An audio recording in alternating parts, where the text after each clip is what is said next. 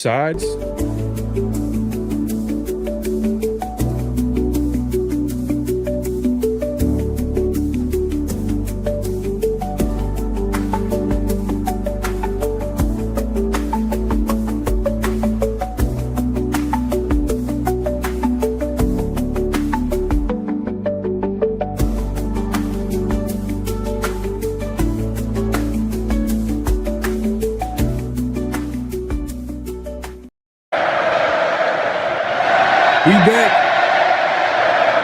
We back, man, for another edition of Around the Shield, man. Hey, man, we back at it again.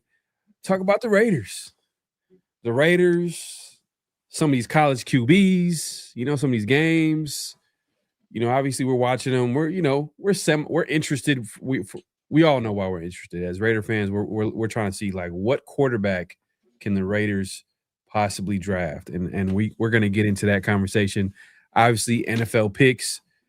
Minted, he's stumbling and bubbling to the finish line. He better catch himself. You know what I mean? Facts. But we'll get into that, man. Make sure to clock in, hit that like button, hit that subscribe button, hit that notification bell. Also, if there's any audio issues, please let us know in the chat. If there's any audio issues, definitely let us know in the chat, man. We appreciate everybody pulling up. We're gonna have a great conversation. And Happy New Year too. Happy New Year, man. Happy New Year to everybody watching. My guy Severe, man. Hopefully you had a good New Year's as well. Yeah, man. How's everything going with you? Everything smooth, man. Smooth. Yeah, man. New Year 2026, man. First live in 2026, y'all. So yeah, let's get it. Yeah. Now we gonna get Raiders into it, haven't man. lost a game all year. Man, we'll see you on Sunday, man. They play the Chiefs this week, so we'll see, because a lot of people are kind of nervous about it, because it is a divisional opponent, and sometimes if you're trying to play, if Andy Reid trying to play 3D chess, he could just be like, you know what, we'll let the Raiders win this game, because we like the Raiders not having an opportunity to get a QB. That could possibly happen. I mean, but the thing is, the Raiders they've tried to win all year, and they've only won 2 games. That's the sad thing about how bad the Raiders are.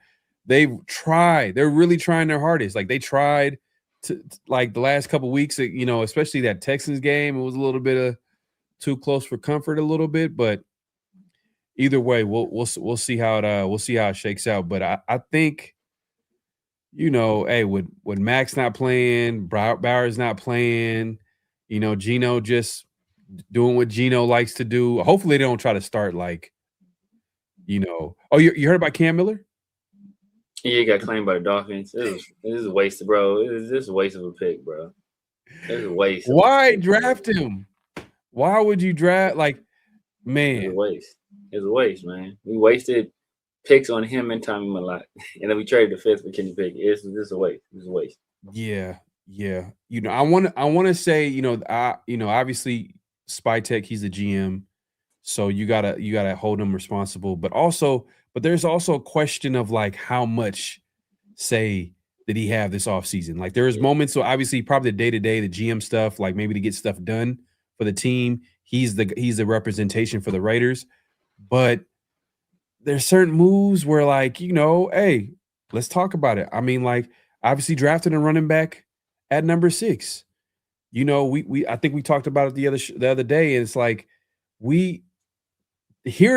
hearing Spytek talk about building football teams and building through the trenches, and how much he values got pass rushers and offensive linemen and all these premium positions. It was a shock to me, at least, and I'm sure it was a shock to you as well, that they drafted Genty.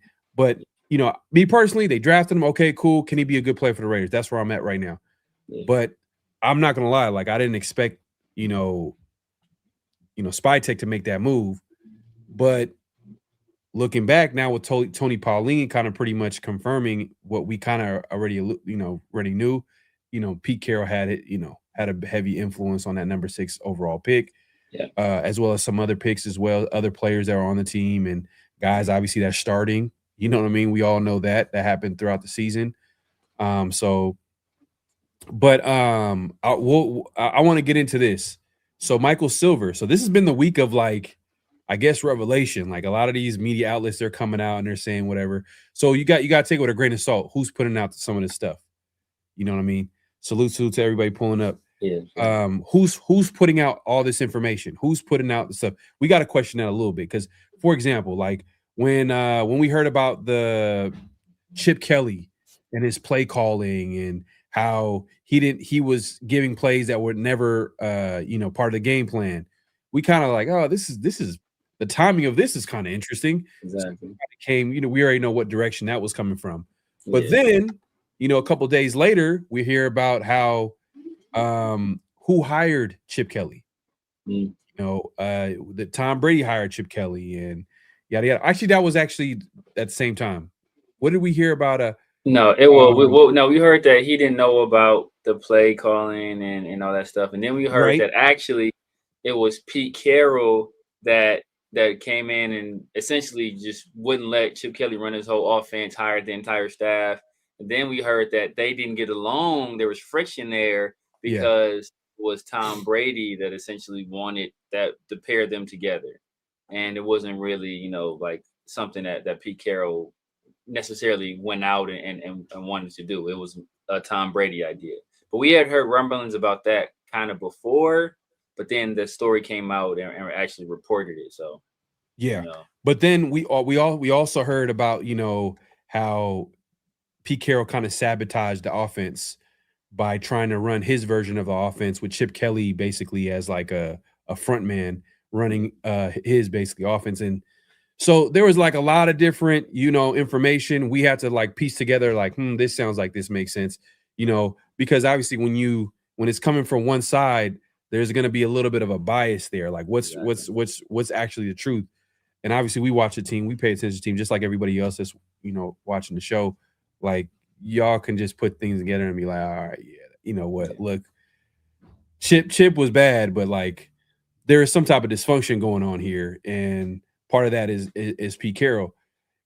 So with this recent report, Michael Silver basically was saying that, Mark Davis has made, Tom Brady once again. And I got to keep talking about this because people will be like, well, Tom Brady, he's just a commentator. Hey, what is it? But Michael Silver comes out and says, Mark Davis has made him the de facto boss was his exact words. The quote from his article that he just recently put out. So he said he's the de facto boss in Vegas. And people in the building have a hard time figuring out who's making moves. Is it coming from Pete Carroll? Is it coming from Spytech? They don't know. So that's kind of a weird situation. It's like, okay, now it makes you think like, damn, like, yeah, obviously we see a move, we see a draft pick, we automatically go, okay, GM, coach, whatever. But now Tom Brady comes in the fold, which we kind of knew, but now it's like, okay, did he have a heavy influence on who they drafted number 6 overall? Did he have an influence on the draft class?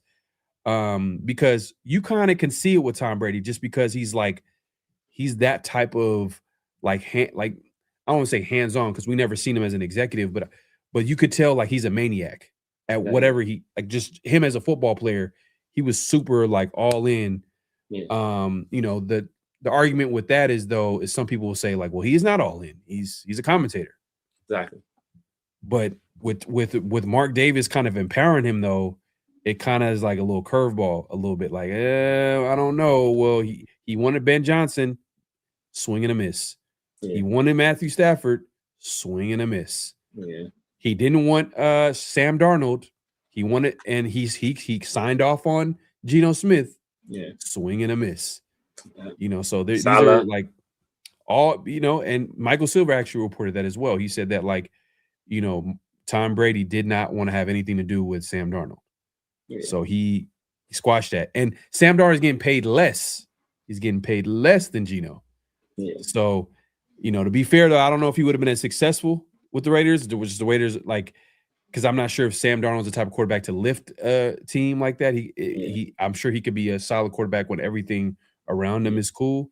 Yeah. But that being said, it's still going to look bad. Like, oh man, you paid more and you gave up a draft pick on top of him, paying him more instead of just signing Sam Darnold, which you could easily get rid of. But that's, I guess you could say that's nitpicking. But hey, that's at the end of the day, that's the Raiders, man. But what were your thoughts on the recent report about Michael Silver and like the direction the Raiders are heading under Tom Brady? I mean, we kind of like people reporting this, but like Mark Davis literally said, like, yeah, I'm deferring to Tom Brady. Like these were his words, like before this season. Like it's just like it's not no like new thing. Like people like, oh my god, did you hear the news? Like nah, bro. Like he literally said the words. Like, yeah, he's like he's the guy. He's doing it. Like that. I'm like we're deferring the decisions to him.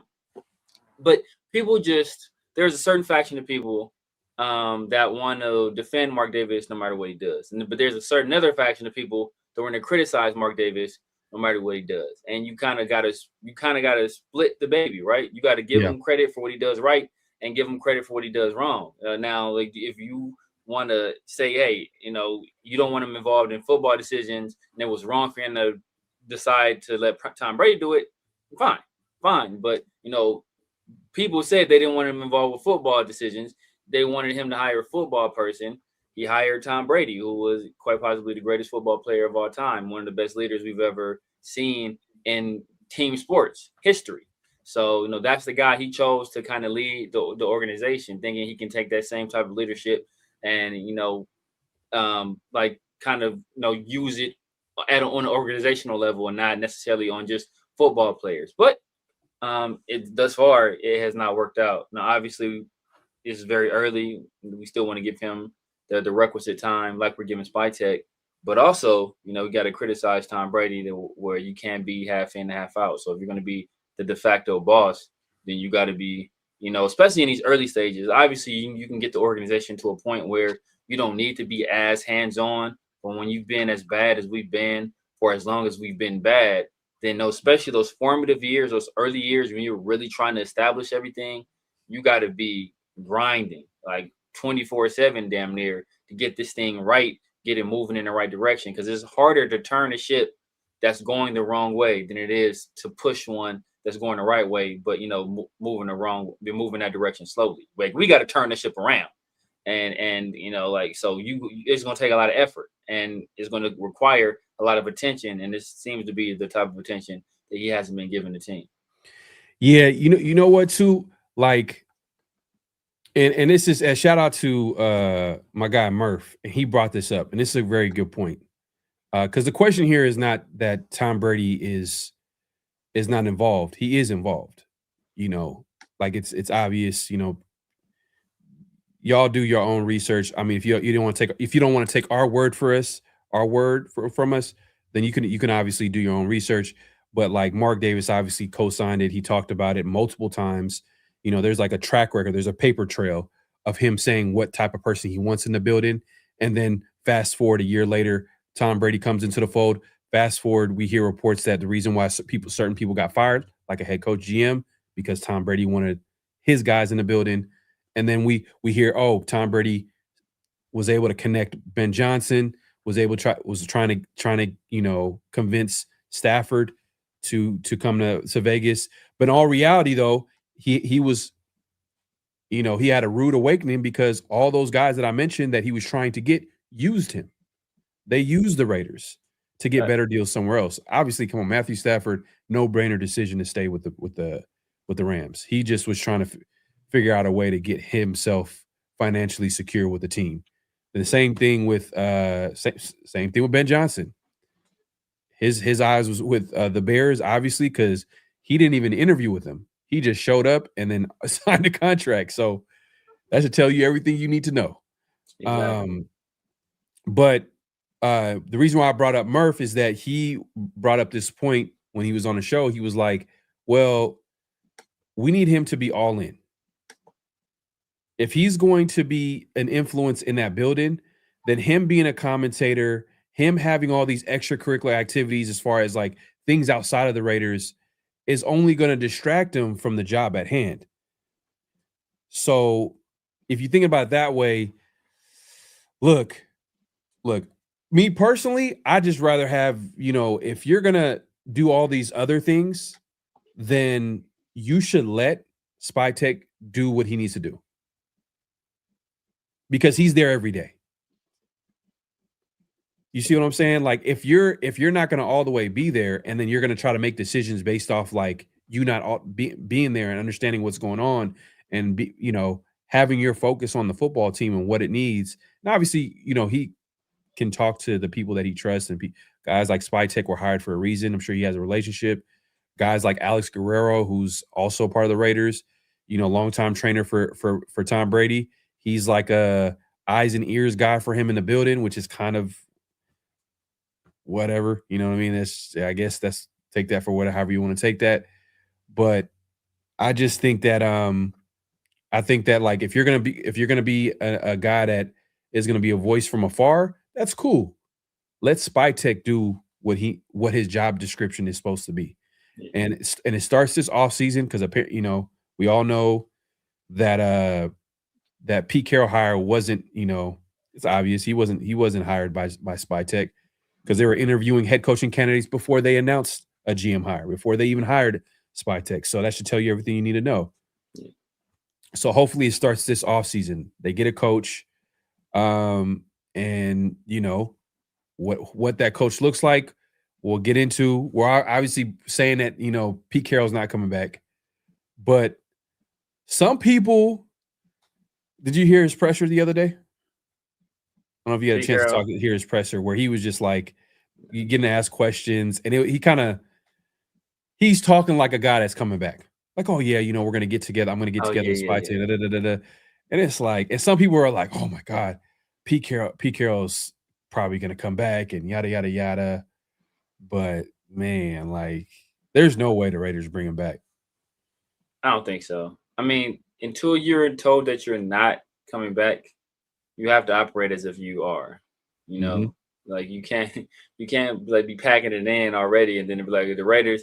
If it's you 1 in a billion, but if that 1 in a billion chance comes through, then you left just assed out because you didn't prepare to be in the position that you're in. So you still have to always prepare. It's just a professional, it's like a backup quarterback. Like you would expect your backup quarterback to prepare every week like he's going to play. But on the off chance that he does, you could be Tom Brady's backup, right? Or Brett Favre's backup, the Iron Man, Brett Favre himself. He'd be Brett Favre's backup.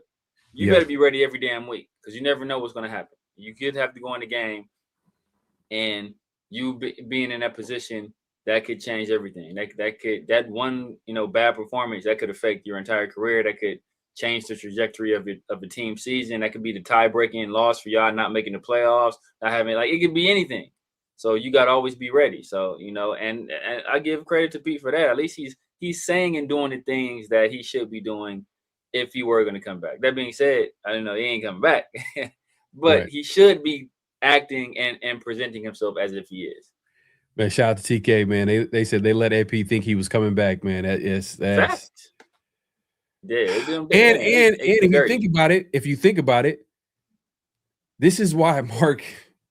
This is what get me mad with Mark, bro. He actually told AP. It's not that he told him that he was coming back. He told him that he needs to see some type of improvement, something to that effect, as far as winning football games, which mean in AP's mind, that means win football games, finish season strong, in order for him to be considered to come back. So it's like, oh my God, Mark, you idiot. Like, the season is over. The season over. Why are you going to let AP think that, like, you should, if anything, if you're going to lie to him and tell him like, you should tell him that he's coming back, but we need to start thinking about the future and gearing up for the draft and yada, yada, yada. Then AP would have just focused on development. And, maybe they would have had a better draft pick last draft. And maybe we would have got one of the top guys, or at another position of need, or a quarterback, or or Mason Graham. Mason Graham, one player in front of us, right? Mason Graham, Abdul Carter, you know what I mean? Guys that like would tremendously help the team is in positions of need, which are premium positions and the reason why they're also considered premium position is because I know people like to point to the pay scale, like the difference, like, oh man, like right now, Ashton Genty's one of the highest paid running backs. You know what I mean? But like these other positions, they're not even close to being the highest paid at their position. That's the obvious reason why you can point to it being a premium position. But also, man, you're going to have a hard time finding a blue chip player or a great player in free agency that's available. Yeah. You're going to have to overpay for average to above average players. Yeah. This is the reality of the situation. I'm looking at this comment, bro. That is wild, man. Yeah, man. I know you are, bro. That is a wild comment, bro. Oh man, damn, man. I'm just gonna give it one of these, man. Shots fired. Vibazila says we hired a head coach in his mid-70s, everyone scorched earth. Yeah, man. We said it in the offseason, but you know what were we called, Severe? I think there was a word that they called haters. We called it haters. Haters, like, oh man, you guys are negative. You guys are negative. Like, come on, this guy comes with a proven track record. He's won Super Bowls. Yeah, it's just like no, it's crazy. Did you see I don't know who put it out. I think it was ESPN. They put out like their all rookie team. Yeah. Do you see ESPN? Do you see their all rookie team? No, I didn't get a chance to see it. What it look like? It's a lot. If you watch the Severe Raiders, it's a lot of guys. And there's a lot of guys I talked about. I just feel like that, you know, all rookie team. I think the quarterback was Cam Ward, my QB1. The running back was Travion Henderson, my favorite running back. Wide receiver was Titaroa. I forgot who the other wide receiver was. Obviously, Warren was the tight end. I think the tackles were Mimbu and Banks. Mm-hmm. I think Ratledge, and I forgot who the guard was. The center, we wasn't worried about no center at the time. Josh Connerly was in the other tackle. Another guy I brought up. In defense, Will Johnson. He's playing well for the Commanders. I know he struggled Connerly? early on. Like I felt like he was struggling early on. They had him on there. Well, I mean, you know, who else? I think that Will Johnson was on there. Obviously. Mm-hmm.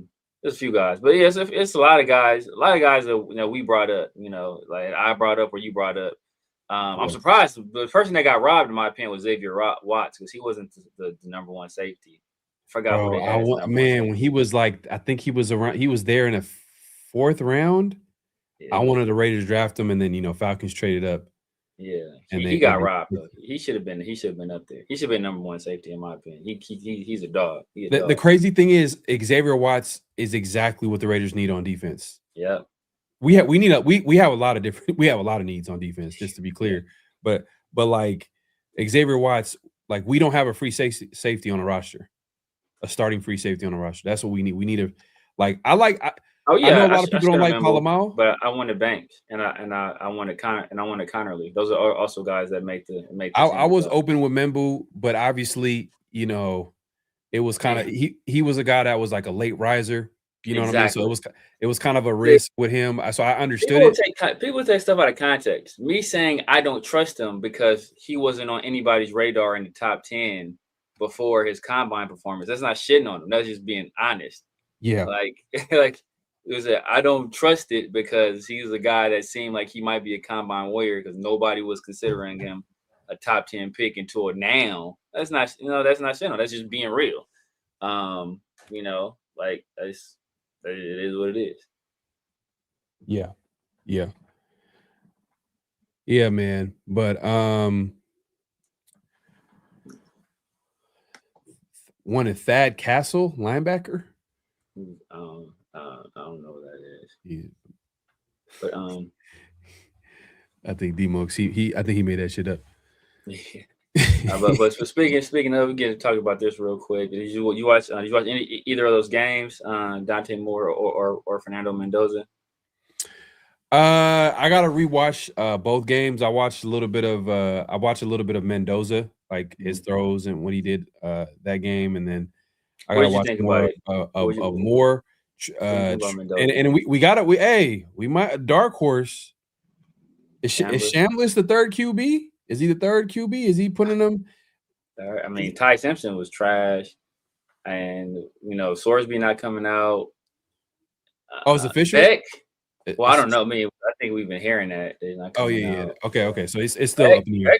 Look, Beck played a better game against Ohio State than Mendoza did. And so it's like is Beck right? Is he going to establish himself as a third guy? I thought Mendoza looked good though. I thought he looked good against Ohio State. No, against but Ohio State he made the throws that he needed to make. He was clutch. Yeah. But I'm saying, I'm not saying he played bad, but I'm saying Beck looked better against Ohio State than Mendoza did. So does that put him in the conversation as third quarterback? Damn, that's disgusting. I'm sorry. Are you a Carson Beck guy? No, I've never liked Carson Beck. Yeah, he was the number one quarterback last year. I didn't like him or Ewers last year. And cool. People preseason, we got to take Ewers, we got to take Carson Beck, and I was like, I don't like either one of these guys. I don't think either one of them are good. Damn, we saying third QB, but is Dante Moore coming out though? I don't know. I don't know. I mean, but look, based on the performance I saw yesterday, he better come out.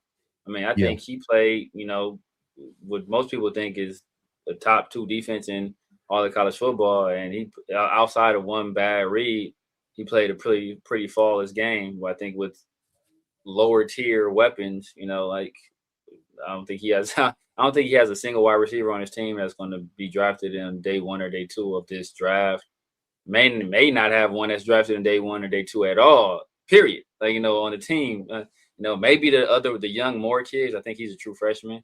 But other than that, he doesn't have a guy. He has his tight ends. He was made use of his tight ends, but he doesn't have any weapons at all. And Texas Tech has been a team that's been blowing people out. Several ranked opponents. I think their average margin of victory was more than 20 points this year, and they pulled out the ass. So I think that was an impressive game. Obviously, Mendoza went out there and he played a very impressive game as well. So they play each other, I think, this week. So that could be a game to watch for us. So is Indiana playing Miami next? I thought they were playing us. I thought they were not playing us, but I thought they were playing Oregon. Oh, they're playing Oregon. Indiana's playing Oregon. I thought they were playing Oregon. I could be wrong on that. That's what I thought. I thought they were playing Oregon. Or is it the other way around? I'm trying to think. Who's Ole Miss playing? I think it might be Ole Miss and Miami. That's what I think it might be. Okay, that'd be crazy if Ole Miss just wins it all, and Shambliss is just he just went crazy, just dominated that just would be disgusting. Not that it's just it would just make things way more make you think a little bit more about and that's the thing is we're talking about QBs during the season. It's a long process. The games are still being played out. Obviously, the playoffs are big. Big information as far as evaluating, guys who are gonna get drafted early, but also the draft process. The offseason, they're gonna pick them apart. The Senior Bowl, all that good stuff, the Combine, all that stuff. Indiana playing Oregon. Oh, okay.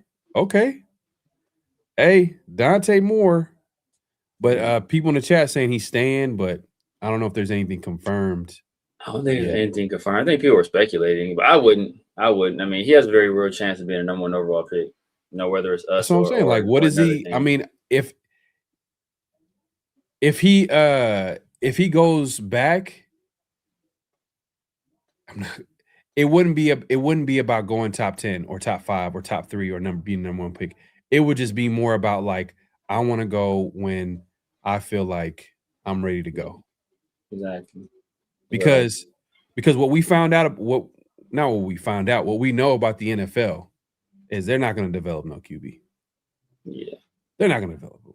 They're not going to do it. They're just they're gonna build an offense around the player's strength, but they're not gonna and that's a big problem in the NFL is like QB development, but they don't want to develop a QB because the coaches feel pressure to win games. You know, there's a lot of different reasons. You could also question like, you know, some of these offensive coordinators, they might be good, they might have 1,000 plays, but are they actually focused on the fundamentals and getting a quarterback ready? You can question that. Guys like maybe Gruden, you could probably say like focused on that. You know what I mean? Just because you can see like, for example, a Derek Carr, you know, who at the time people were questioning like Derek Carr, I don't know, but Gruden comes in and then he's able to like get him better, probably playing his best ball of his career. You know, a lot of people point to 2016, but just from like a quarterback standpoint and running the offense and just doing all the footwork, like it was at its best with Gruden compared to, you know, 2016. But I don't know if we have a lot of coaches like that in the NFL. So a quarterback that comes in, they kind of have to come in a little bit like ready, to be honest with you. Like they got to have a little, you know, we've seen it with Anthony Richardson. No one's gonna wait for Anthony Richardson. No one's gonna wait for him to develop. Like he has to show something. Like we're seeing Bryce Young. People are questioning him after 1 year of him not number one pick. Obviously now he's settled in and he looks like he's having some success with the Panthers. But I won't forget when they benched him, and people were questioning like, "Hey, like, could he be traded? Is he going to be traded?" I'm like, "Damn, just like that, huh?" Yeah. But you know, your boy Michael Penix. Man, it's not looking good, man. It's not looking good. Man. On top of having that injury, when the head coach of the Falcons, Raheem Morris, was asked about the quarterback position and Penix, you know, being the starter moving forward, he said everything is on the table. Yeah, but I mean, but that speaks to what I'm saying, that they're not waiting for nobody. Yeah, is what I'm trying to say. But it also speaks to he got an ACL injury kind of late in the season, so ain't no telling when he's gonna be. Like you can't be like, oh, he's my starter. Like you don't know when he's coming back. You don't know when he's coming back. You know, that's true. You know, it's a good chance he misses like a chunk of next year because of when he got injured. So yeah, that's true. That's true. Man, we appreciate everybody coming through. Make sure to clock in, hit that like button, hit that subscribe button, hit that notification bell. Yeah, man, it's still ongoing. Right now, I think Mendoza is the favorite to being the number 1 overall pick. I think he's the favorite. But I've seen a few people who are like, they're like Dante Moore is going to be number 1 pick. So it's still, like I said, it's a long process. So they're going to figure that out. But I think these games are going to help them out. Especially this game, this Oregon and Indiana game is going to be. Yeah. Everybody's going to be watching it. Everybody's going to watch it. When's the game? Is it next? I think it's Saturday. Next Saturday, I think. Next Saturday. And then after that is the national championship game. Yeah. So okay, so Miami Ole Miss playing. Okay. Oh, Friday. It's Friday. Is it Friday? Okay. Yeah, we're gonna be watching that game for sure, without a doubt. But we appreciate everybody coming through. Make sure to clock in, hit that like button, hit that subscribe, and hit that notification bell. I'm gonna address the super chat real quick. I would love to see Mendoza versus Miami in the championship versus NFL talent on the D line and him under NFL type pressure. Also want to see Pons and versus Tony. So look. Also, I want to be like, we should also understand that like any quarterback is going to struggle with pressure. Yeah. So you got to also understand like there's a certain level of like, okay, technically speaking, if the other team is dominating the line of scrimmage, it's going to affect the game. It's going to like affect the quarterback. Yeah. But the other side to it is like, all right, you want to see how he handles it. Yeah. How does he bounce back? How does he compete? How does he fight through it? You know, those are things that you want to see. But like, it's not like, you know, like if you constantly are pressuring a quarterback, eventually like that's not gonna be good for his team. Like it's not gonna be good for him. So he's not gonna play his best ball. Any quarterback you want to protect him. You want to give him a clean pocket. So in order to, you know, have a successful play. So I know a lot of people like talk about, oh man, like he struggles under pressure. But like, all right, what happens under pressure? Because like, for example, Derek Carr, what was the book on him? Once you get to him, he's done. Yeah. Like you said, some other guys, you pressure them, yeah, like you're gonna probably get the best of them at times, but then they're gonna come back. They're gonna try to will themselves back into the game. Like there's certain guys that can actually, like there, but and there's a certain few. Not every quarterback is gonna do that, but yeah. I mean, but still though, I mean, you still want to see what he looks like. I mean, because like Indiana top to bottom is the best team in the nation, and they're the most well coached team in the nation. And if you look at the game, it's just Alabama game, it was clearly clear who was the better team. And I don't think it was like any one individual performer that like performed so much better than everybody else. It was just that top to bottom, they just whipped them. They whipped them on the line. They whipped them outside. Alabama couldn't run the ball. They couldn't throw the ball. And then once Indiana started, I think it was first drive, Mendoza it didn't look great. But once they established the run, and they were able to start RPOs, then that's when stuff opened up for them. So that's when, Becker started getting off, and then the game became much easier. And then they were protecting him. He had all kind of time. And then, he hit some big throws. And then, the team was confident. He got the guy, everybody was into it, and they had momentum. And it just, it snowballed after that. So you want to see, and it's probably, Ohio State was probably the only team in the nation that you thought would have been able to kind of go toe to toe with them in terms of talent wise. But I think just Curt Cignetti is just so much of a better coach than Ryan Day. He just outcoached them as well. And then Mendoza obviously outplayed Julian Sand. So yeah, you think Ryan Day's days are numbered? He just won a national championship last year, but like a lot of people thought he was overrated. Like I was saying, like a lot of people I feel like he's overrated, bro. Chip. I tell people, Chip saved that move. Chip saved them. If he didn't win the national championship last year, ask anybody that's Ohio State fan, Ryan Day was done. He was done. He was gone. So Chip saved that man's job. And I don't know if he's back on the line now, but he got rescued last year by winning the national championship. And had he not won it, especially losing again in Michigan, it would have been a wrap for him. So, but Curt Cignetti, I think, is the best coach in the nation right now. I think that's bar none. What he's done 2 consecutive years with Indiana.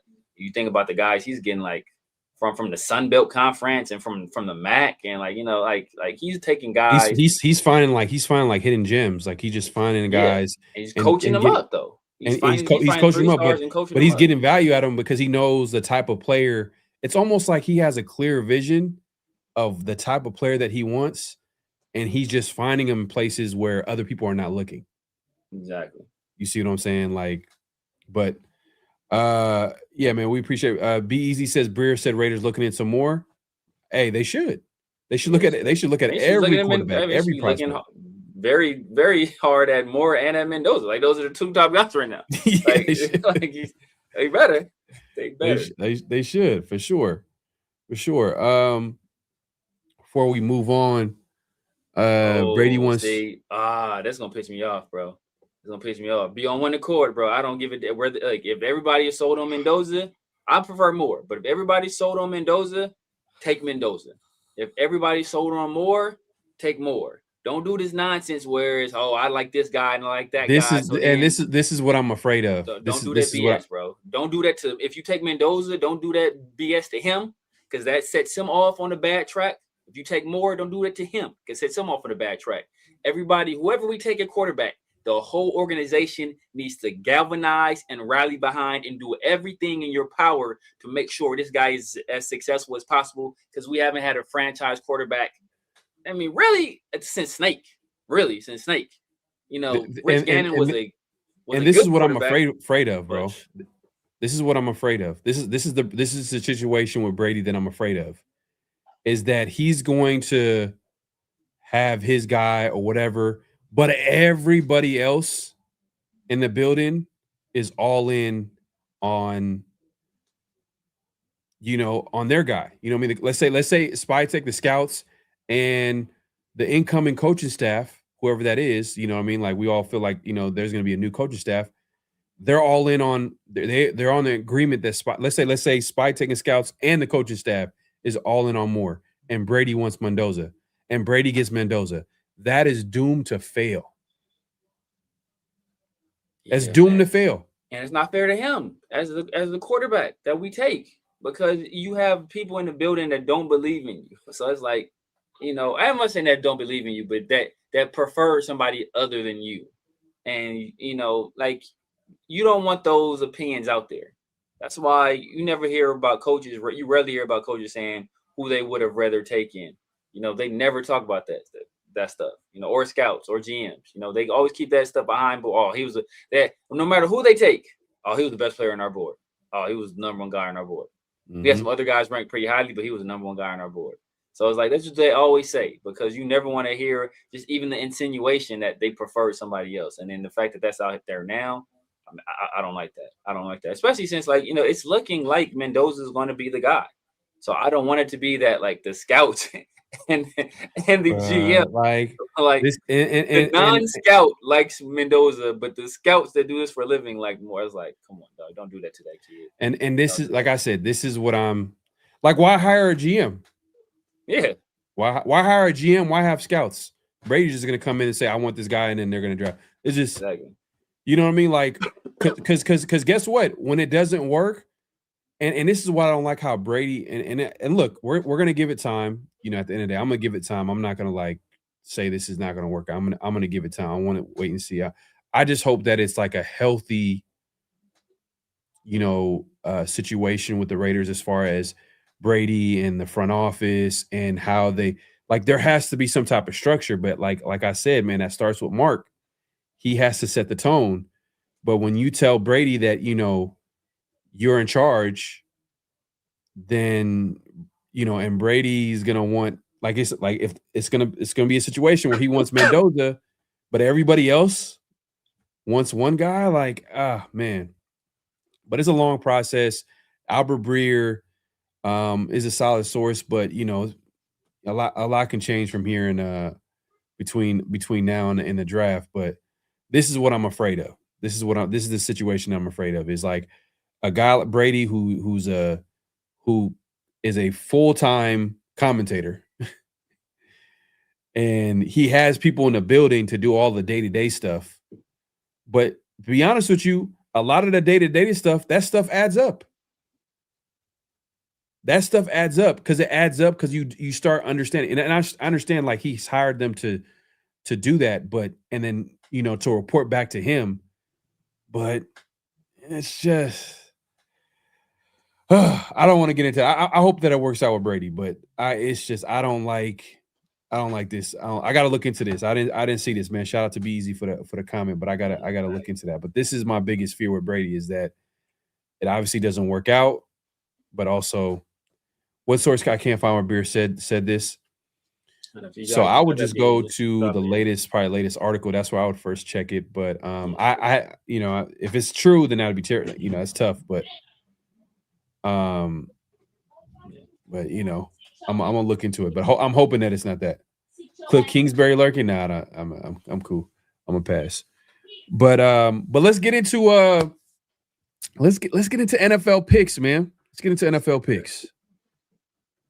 Let's get into NFL picks here, man. It's that time, bro. It is that time.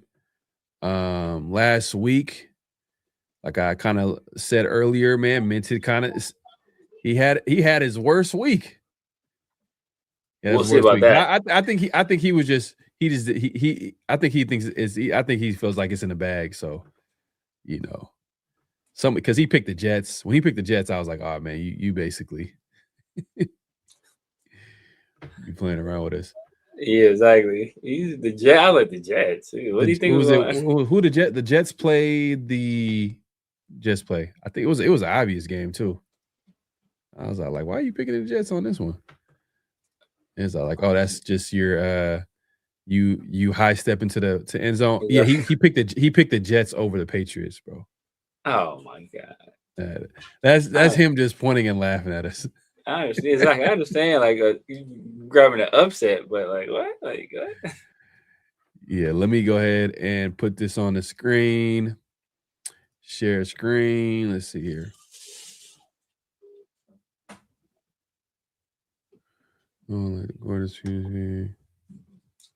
I know I saw a report saying we were looking at Cliff, or Cliff was being considered, but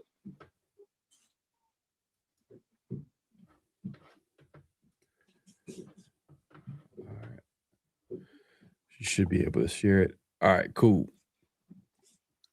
All right, so just to give an update on the what happened last weekend. So this is what happened. So last week, Severe, man.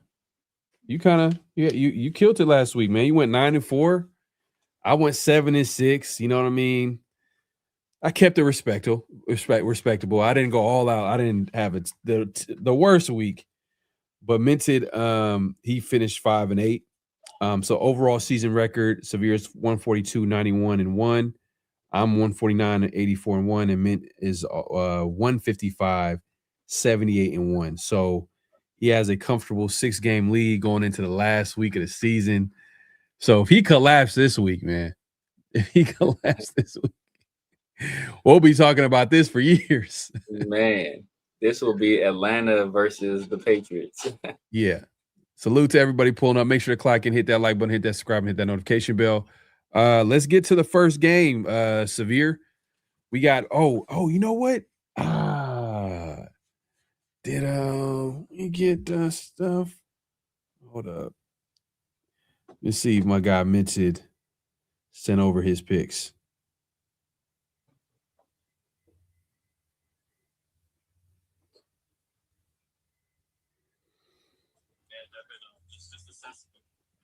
Oh, another thing too, Severe. I was looking into the Colts owner.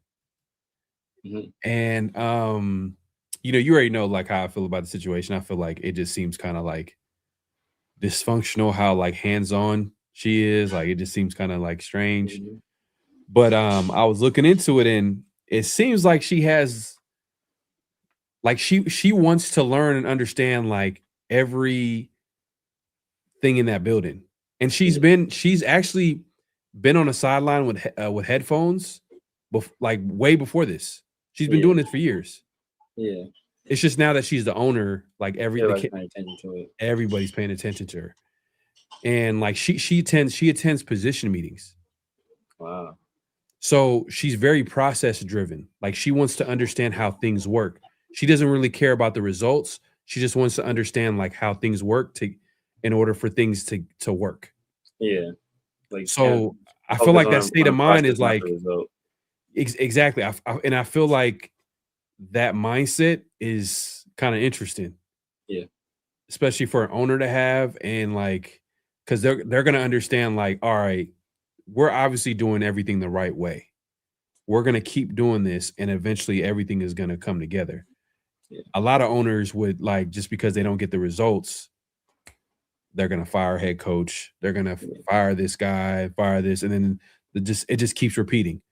Mark Davis, but you see where I'm going with this. Yeah. But I thought it was interesting. But I don't know if that means that she's going to be a successful owner. If the Colts are going to be successful, they have a big. And the only reason I was looking into it was because last show we talked about Shane Steichen possibly being a candidate if he was let go. Yeah. And if he was let go, for me, he would be the number one candidate for the Raiders for me because he checks a lot of boxes. Check out the last show and that conversation. Me and we were going back and forth about how we felt about him as a candidate for the Raiders. If he's available, I think it would be dumb for them to get rid of him. I think if anything, they fire probably Chris Ballard, the GM, possibly because he's been there for like almost 10 years. Yeah. He's been there for a while. So, but I thought it was interesting, man. Like her as an owner and her thought, like the way she thinks, I'm like, oh, okay, damn. Like you are, it's not just like you're just doing weird stuff. You're actually trying to understand exactly what's going on. Like the fact that you're attending position meetings is like what owner is doing that? What owner is attending position meetings? Like who's doing that? No, behind it. Yeah, that's crazy. But let's get into the first week. I'm trying to check and see if Mint. I don't know if let's see. I think he probably sent over his picks. He did.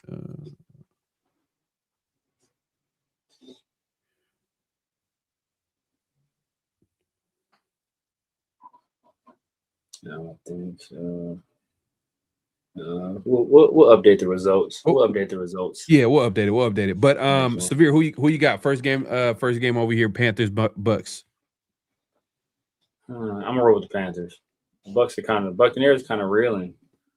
I'm gonna roll with the Panthers. Yeah, especially when what's his name had his rant. Yeah. Yeah, man. So I'm gonna go with the Bucks too. Mint.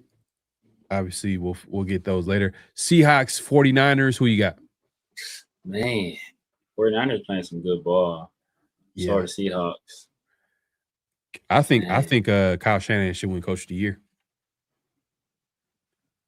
Liam Cohen. But I wouldn't be mad. I wouldn't be mad at yeah, you know what? Nah, I ain't gonna lie. But damn, Kyle Shanahan, like, bro, everybody was hurt. Everybody. You think Pete Carroll's in consideration? Pete Carroll's in consideration for fucking elderly. I wouldn't be mad at the 49ers, but you think about it. Look, a lot of people were hurt for the Jags too.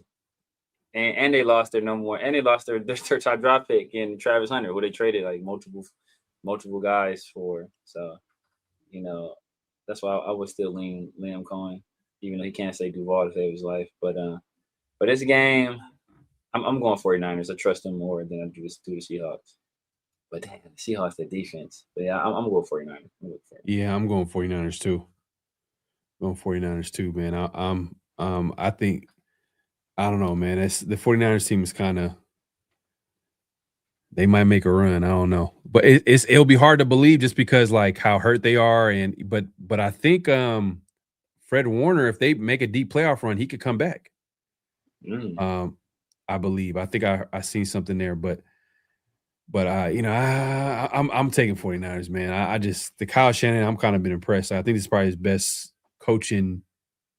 Like, this is the best time. This is the best I've ever seen him as a coach. Like, and the reason why I'm pointing him out, because we all know he's a great offensive-minded coach, great play caller, all that good stuff.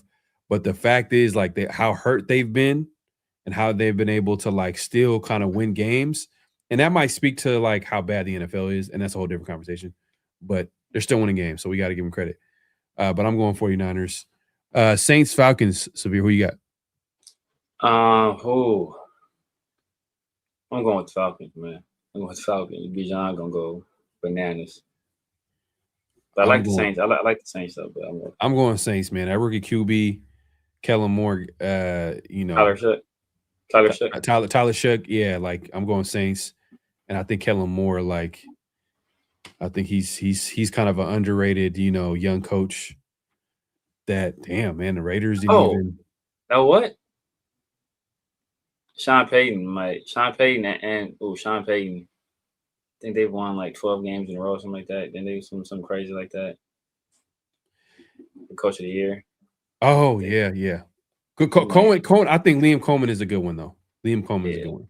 Yeah, just like Liam Coleman. I wouldn't be like Liam Coleman is actually like a good one, but Vrabel too. Vrabel too, man. Look, and I was not a Vrabel guy. I still think Josh. I told you, bro. I told you. If the Raiders had a chance to get him, I was like, let's get him. But because look, remember my biggest criticism of Vrabel. What did I say about Vrabel? He had Mike LaFleur, then he had Arthur Smith, and when he had those guys, he was good. Both those guys went on to be head coaches, right? And then as soon as he had and both of those guys were in the organization already. As soon as he had the chance to hire his own guy, who'd he hire? Mm-hmm. Todd Downing. So I think, I don't want to take anything away from Vrabel, but I think if he doesn't have Josh McDaniels there, I don't know if this team is doing what it's doing. Because Drake May is playing at an MVP level. Yeah. Vrabel's another one too. Yeah, that'd be crazy. But you know what's crazy about Kyle Shanahan? He's never won. I don't think he's ever won a Coach of the Year. Too. You would be better than Vrabel. I mean, than Carroll. Chill, Ray. But this super chat right here. Head coach is critical to success. If Spy wants Mendoza and a coach like Kubiak wants a West Coast QB like Moore, do we let him walk or are we leveraging that pick for a good coach? I mean, look, if you identify a guy as your head coach, that's the thing. Like that's why having a head coach, you'll already have a head coach in place. And once you hire that guy, you kind of gotta ascribe to his vision, right? Like you have to, if that's his vision is Dante Moore, you kind of gotta give him what he needs. Now, obviously, in certain circumstances, you might have to override the guy, but if you expect him to be successful and you trust him enough to be one of the leaders of your organization, and he's an offensive coach and he has his system and this is the guy he wants to run his system, you got to trust that guy. No, facts. Now we got Saints, Falcons, Browns, Bengals. I'm going Bengals. I'm not overthinking it, but I know that it's a divisional game. Anything can happen. Oh, is Burrow even playing last game of the season? Ugh. That's the only thing, though. I don't know. But I'll go Bengals. I said Bengals first. So I'll just stick with them. Bengals. What you got? If you're playing or not, I'll go with the Browns. F it. All right. Go with the Browns. Yeah, I'm about to do. Okay. Yeah, I already know what time it is. Colts, Texans. Man. It's well. I'm trying to think. It's easy one. I'm just trying to think if our Texans playing for any type of like seeding, but I guess. Oh, you know what? Yeah, for sure. Because Jaguars could easily. Yeah. They can possibly like win the division if like. Possibly. I don't know. So I'm gonna go Texans. Yeah, D'Amico Ryans might put the nail in chains against Coffin. Yeah, I hope, especially if they beat them bad. Hey, I hope he does. So then the Raiders can have. Yeah. Man, that'd be clean. But anyways, Titans, Jaguars. We just got done talking about Liam Cohen. I think he's gonna, he's a good chance. He's a strong candidate for Coach of the Year, and I think he finished on a strong note against the Titans. Even though the Titans kind of been playing okay, like they've been all right, playing better than they have the entire season. Kind of like the opposite of what the Raiders are doing. I'm gonna go Jags. Yeah, same. I'm gonna go the Jacksonville Jacoby Myers. Yes, sir. Packers, Vikings. Who you got? Packers, Vikings. I'm going Packers. I'm Packers. Packers. Damn, is Jordan Love playing? That has a huge influence on this. Yeah, I'll go Packers.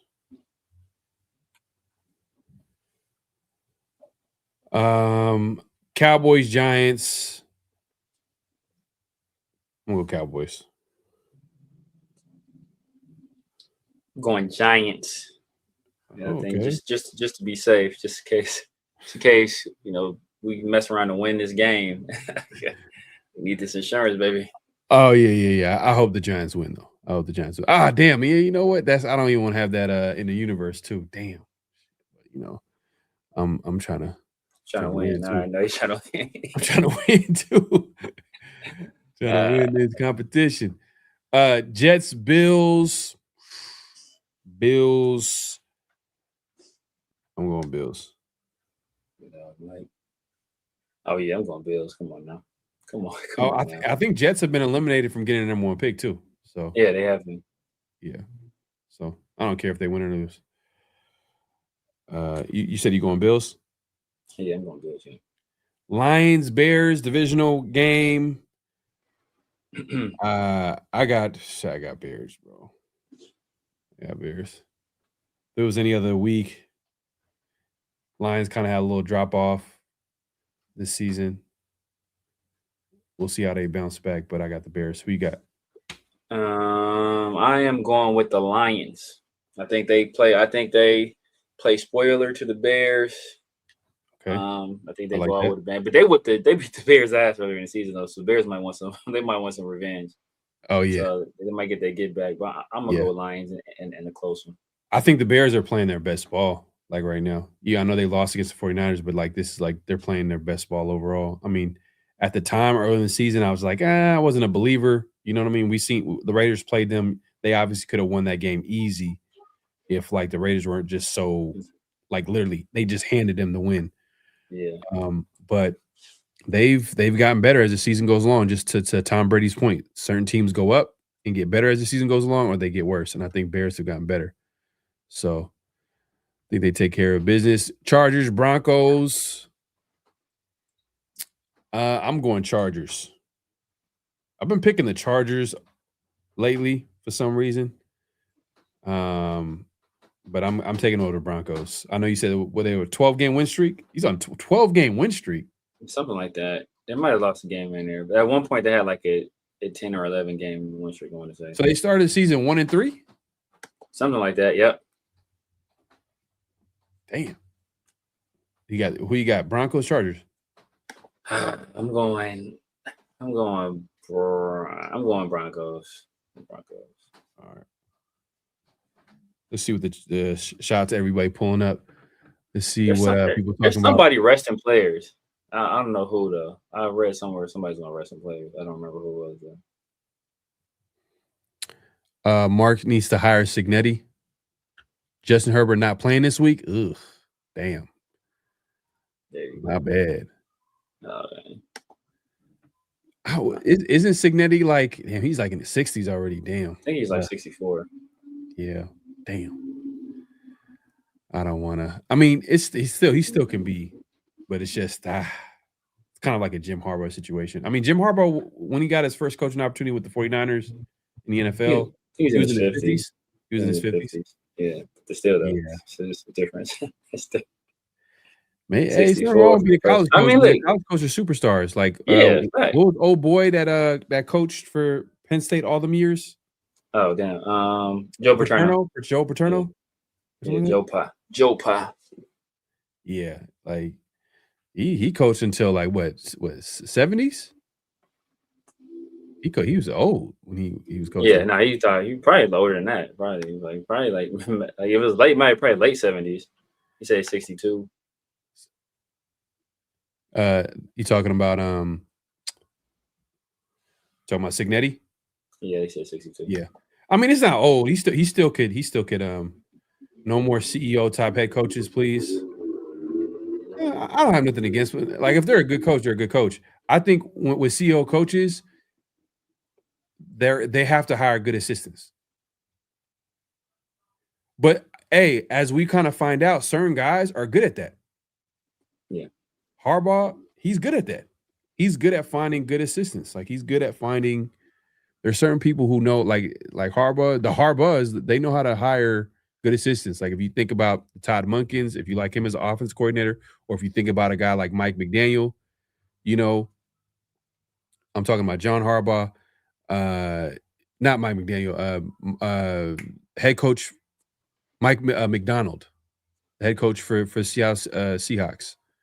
That's a defensive coordinator that was actually from under Baltimore.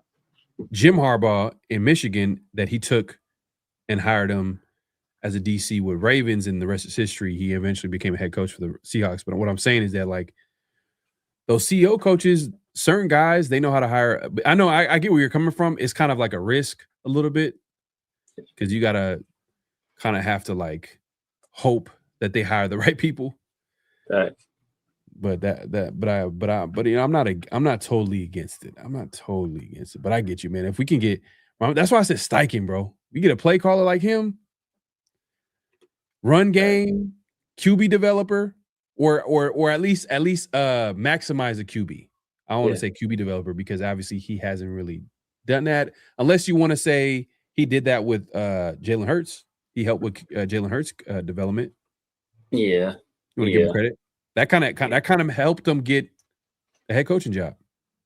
Yeah. So we can give him credit for that. What's next game? We got Cardinals, Rams. Who you got? Going the Rams. Yeah, I'm going Rams too. Chiefs, Raiders, score prediction. I'm gonna go Chiefs. And I'm gonna go 21-17 Chiefs. Kelsey goes out with a win against the Raiders, and the Raiders get the number 1 pick. Everybody wins. So I'm going to go Chiefs. Who you got, Severe? I'm going Chiefs. I'm going 19-7 Chiefs. Ugly game. 19-7 Chiefs? Yeah. The field goal fest. That's an ugly score. Dolphins, Patriots. Patriots locked up the number 1 pick. Or are they still competing for it? Or are they still the number 1 seed in the AFC? Oh, I don't know. Can they lose it? Let me see. Oh, yeah. Broncos. Yeah, I got Patriots. Yeah, I'm going Patriots. Damn, Broncos are 13-3. That's so disgusting. Yeah. Because they're not like I know they got a great defense, but yeah, man, I don't know. I'm hating. I guess I'm hating. Yeah. Whatever. It's ugly. It's just ugly. It doesn't feel like a 13. When you watch them, it's like, oh, this is a 13-3 team. This is a dominant. I don't feel like it. I got Patriots. Who you got, Severe? Patriots. Yep. Commanders, Eagles. Who you got? I'm going with the Eagles. Let's see. Oh yeah, the Broncos. They're lost to the Jags. So they won 1, 2. Let's see. Damn. Machiavelli says 7-3 Raiders. Damn. They had won 11 in a row, and then they lost to the Jags. That's an ugly score. Be Easy said 23-14 Chiefs. Okay. Patriots have 32nd hardest schedule. Yeah, that helps, bro. I'm not going to front. Especially with teams like that where they're like, trying to figure things out early on. Obviously, they're trying to figure things out early on because the Raiders got one of their 2 wins against the Patriots. But eventually they figured it out and then started winning football games. But Joe Paterno was 85 years old when he stopped coaching. Damn. It makes sense. And he died like less than a year after he stopped. It'd be hella funny if you went into like Pete Carroll's office. He had a picture of Joe Paterno and he said goals. It's his vision board. His vision board to be in his 90s coaching the Raiders. Man. Hey, I wouldn't be mad if he was a part of like rebuilding the team and just winning football games. Like no one's gonna complain. It's just the probability that happen is not really high. Broncos are not a 13 down. Hell no. Yeah, for sure. Against the Raiders. They survived against the Raiders. What was the score against Denver? That first Denver game? Was it 9-7 or something like that? It was like, it was 10-7. 10-7. Damn, that's crazy. That is like an early 2000 score, 10-7. In an offensive league. Who would have thought? Yeah. Shout out to everybody pulling up. Make sure to clock in, hit that like button, hit that subscribe, and hit that notification bell. Oh, you got the Eagles. I got the Eagles too. I'm just gonna pick whatever Severe picks. He knows what he's talking about, man. He went 9-4 last week, so I'm gonna see. Ravens, Steelers. Ooh, this is actually a good game. This is for a playoff spot. I think the winner was winning your in situation. Yep.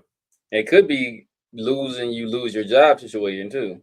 So this is for the division, right? This is not for a wild card spot. It's for the division, yeah. They have to, because I think there were 2 wild card spots. The record is too high. Yeah. Ooh, damn.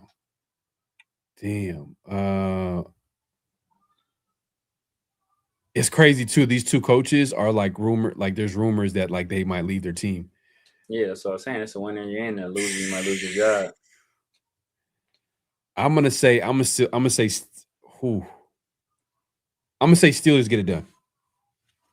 Mike Tomlin. Yeah, I believe Mike Tomlin, but actually, you know what? He kind of accomplished his over 500 thing. Yeah, true. So that is true. Yeah, he is good on his over 500. Yeah. I'm wondering, does Lamar Jackson come back? I'm hearing he's playing, and I saw what Derrick Henry did last week, bro. I am going to go with Derrick Henry going crazy. They finally giving that man the ball with some consistency when they needed to, and he's a mind. That's a generational back right there.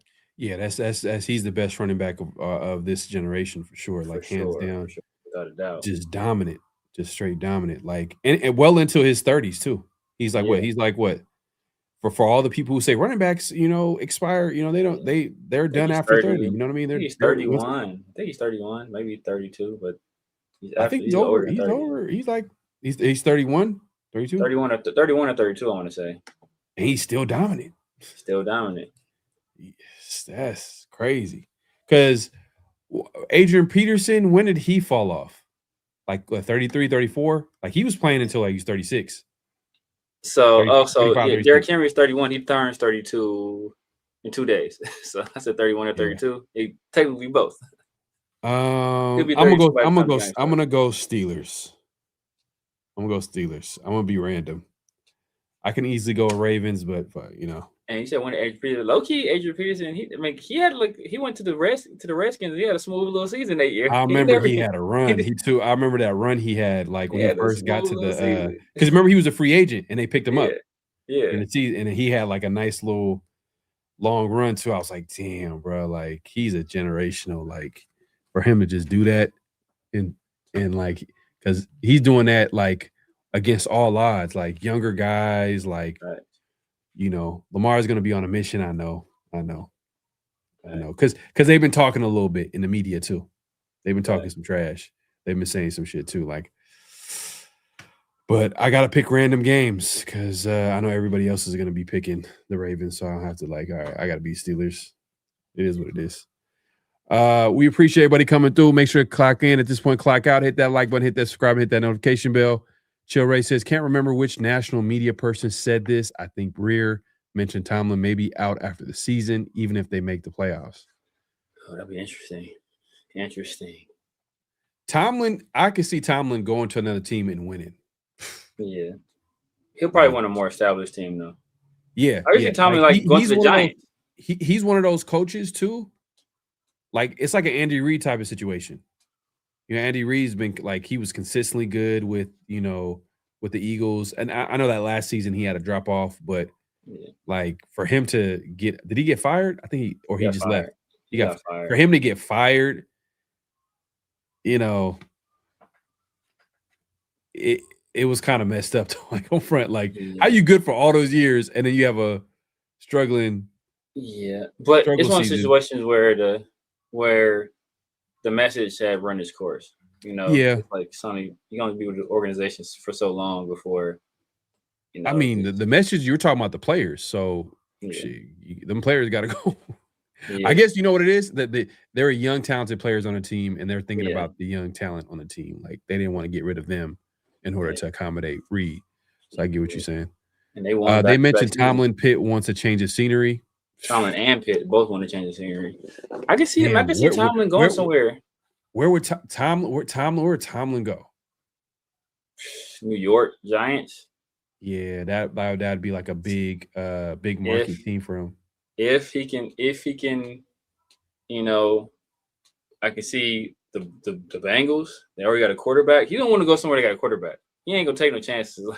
He's gonna go with because I'm not gonna lie, the Giants, low-key, they have pieces. Yeah, and they got defense. Pieces. That's why the Giants are the best because they got pieces on offense and defense. Yeah, Bengals only got pieces on offense. But would you rank them number one as far as available jobs? The number one spot for coaching candidates? You think it was the Giants? I would say the Giants. Once Shane Steichen get his ass fired, I would put the coach up there, but they don't got no picks. They traded him for Sauce Gardner, and he instantly got hurt. Yeah. See, because I know the reason why I'm talking about we talked about it early in the week is because the owner, she made comments about like, change is good and it's exciting. And like, and definitely going to be some changes coming this season. And this is her first year as an owner. So she might just want, to just get her own people in the building, even though like they made like serious moves where it doesn't make sense to get rid of them after they made those types of trades. Like at least let him like see it through. Yeah. And if it doesn't work out, then at least a new guy can come in and have his picks, because the new guy's gonna come in with no picks, no quarterback. I mean, Daniel Jones is like hurt, and Daniel Jones is kind of attached to Steichen. Damn, that'd be nasty though if Steichen brings Daniel Jones. Yeah, facts.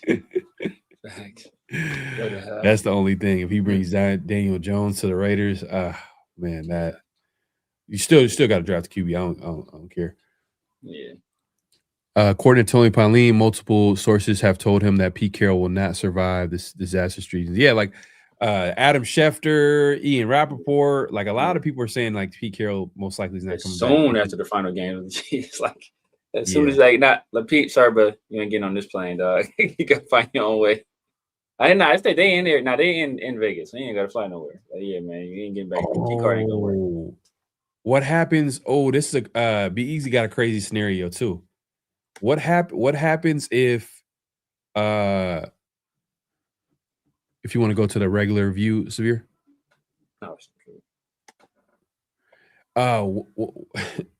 Yeah, this scenario right here would be Funny Tomlins from Virginia. I could see him with the Ravens. What happens if the Ravens get rid of Harbaugh and then he goes to the Ravens?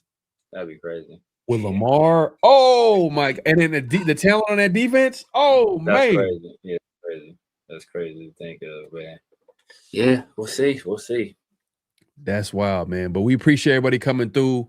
Make sure to clock in. At this point, clock out, which means hit that like button, hit that subscribe button, hit that notification bell. We're going live on both our channels. So if it's your first time joining us, definitely subscribe to both channels and clock in, hit that like button, hit that subscribe button. And then for everybody watching, if you're watching the replay, definitely hype the video, leave some comments, some of the things that we talked about. Let us know what you think. Chill Ray says, I hope Mark makes Pete announce at the Chiefs game. That would be, man. That's something that Mark would do too. It's hella classless. Yeah. I don't even respect it, to be honest with you. I don't like that shit, bro, to be honest. Jack Del Rio wasn't well. He's probably pissed at the time. He said after he also angling for a job. He said Mark Davis was honest. He told him straight up, like, yo, bro, if I ever get John Gruden, I'm getting your ass out of here. But that's just, bro, why would Mark is just that's kind of weird, bro. I ain't gonna front. Why would you even? So that means you don't even believe in the guy that you have. So what happens if Jack Del Rio would have won games and they went to the playoffs 2 years running? You're gonna replace him with John? And oh man, see, this is that's a whole different conversation. I think as soon as Jack Del Rio that second year he didn't repeat, go to the playoffs, and this team kind of turned on him. I think that's when Mark was like 10 for 10, baby. 10 for 10. John, come on down. I gotta do it. Yeah, bro. I don't even respect it. I don't respect like that was just like, come on, man. I would have respected if Mark was actually out there and just like, hey, look, unfortunately JDR ain't coming. But for some reason he doesn't like doing that. Yeah. It's almost like he don't like the tough. He did. I mean, he did it. I think he did it. I mean, he's had conversations when he fired people. Did he do it with McDaniels? He did it with McDaniels. I don't think he did it with AP. Or did he do it? He did do it with AP. He did it with AP too. He did it with AP too. Oh, he didn't come out when he fired McDaniels. See, that's what I'm saying, bro. Like I think he came out when he fired McDaniels. I think he came out and had a conversation. I don't know if it was like I'm not talking about them side conversations like, yeah. I'm talking about like actually having a press conference and saying like, I don't think he had I don't think he had a national. I think he talked to like media, like one-on-one. I don't think he had a national press conference. So. Yeah. And I'm not sure if that's like the thing. You know what I mean? Yeah, I don't think a lot of teams do it. I don't know a lot of people that do that. Yeah. I just know that like that was weird. That's weird to have a coach announce his own firing. At least let him do the presser and then say he's fired after the presser. Exactly. Well, actually, he did. That's what he did to. Exactly. Nah, don't let him do the ball. Now, what's different because JDR? That was like I want to say that was like right after the game. It's like he told the nigga after the game, like, "Yeah, sorry, dog. You ain't coming back. You ain't getting John's coming back to coach, man. That's why I think it made it so weird. Yeah. Like if you shouldn't let AP do that last presser. You should be like, yo, man, like, hey, we just radio silence until we make a decision. And then yeah, because the last pressure it wasn't after the game. The last pressure that you're talking about is he actually did the pressure on Monday. Exactly. Yeah, that's what AP did. His the Black Monday pressure, where like, okay, he does this pressure means you still have a job, and it wasn't the case. Yeah, but yeah, man. So salute to the night crew, man. Holla at your boy, man. It's Fear Raider. We'll be back at y'all, man. We'll see if we get this #1 overall pick, y'all. Yes, sir. Yes, sir. Definitely check it out, man. Check us out. Peace.